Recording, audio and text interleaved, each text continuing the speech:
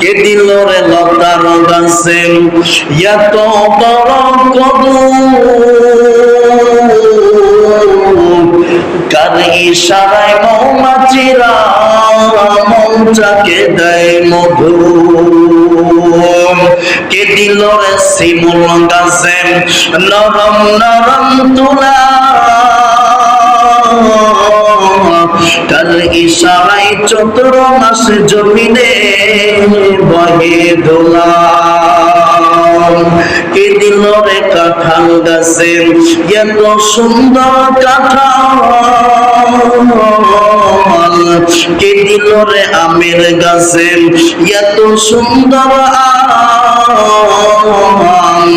একটুখানি চিন্তা করে দেখো মানুষ, এসবই হলো আমার আল্লাহ তাআলার দান।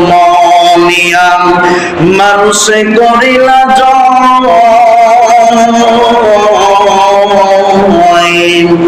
আল্লাহর হুকুম দুনিয়ায় ইমানদার হলে আল্লাহর হুকুম দুনিয়ায় মানতে হয়।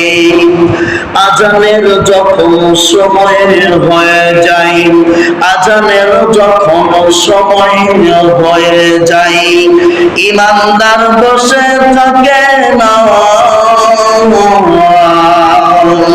আজানের ডাকে সাড়া দিয়া চলে যায় ইবাদত খানায়।